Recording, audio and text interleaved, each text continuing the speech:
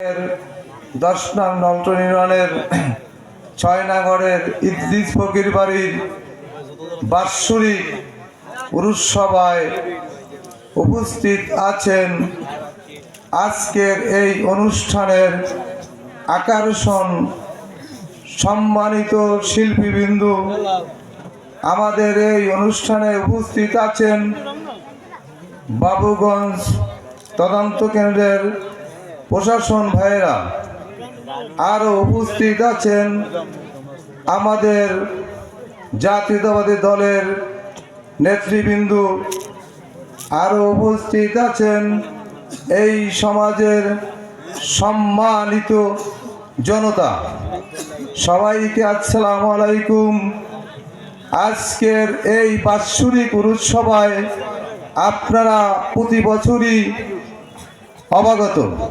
এখানে যারা দর্শক শ্রোতা আসছেন, এখানে অনুষ্ঠানটি সবাই আপনাদের নিজের মনে করে উপভোগ করবেন।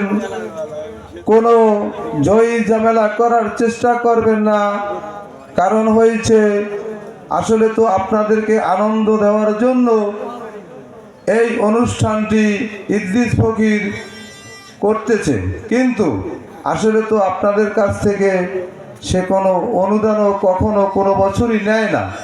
তবে আপনাদেরকে উপভোগ করার জন্যই, আপনাদেরকে শান্তি দেওয়ার জন্য এই অনুষ্ঠানটি প্রতি বছরই করে থাকে।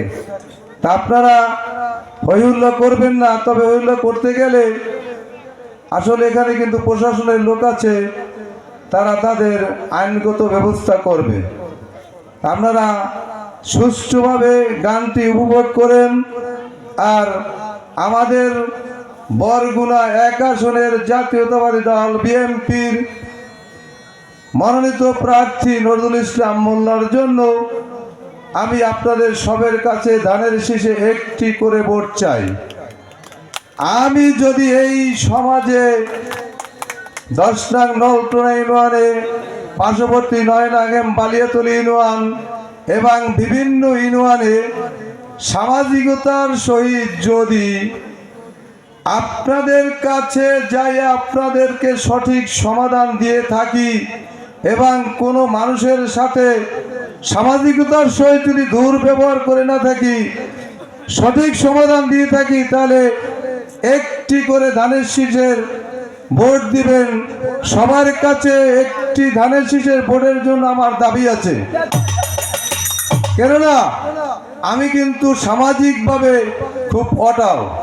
কারণ হচ্ছে, আমি অন্যায়কে পছন্দ করি না, আমি ন্যায়কে স্বাগতম জানাই এবং লক্ষ মানুষের ভিতরে সত্য কথা বলতে আমার একটু বিন্দু মাত্র বাজে না। যদি সঠিক সমাধান আপনাদের মাঝে দিয়ে থাকি, তাহলে আমার নজরুল ইসলাম মোল্লার জন্য একটি করে ধানের শীষে ভোট দেবেন।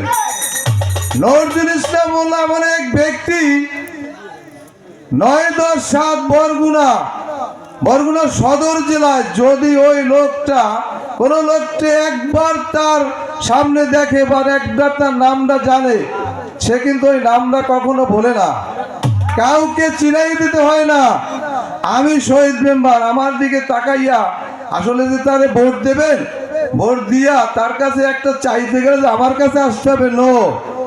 আপনারা এই 10 নং নলটনার মানুষ নজরুল মোল্লার কাছে সরাসরি গেল আমার কাছ থেকে যা না পাবেন তার চেয়ে বেশি পাবেন। কেন? সে এমন এক ব্যক্তি, সে 22 বছরের সময় বারবার 3বার নির্বাচিত চেয়ারম্যান।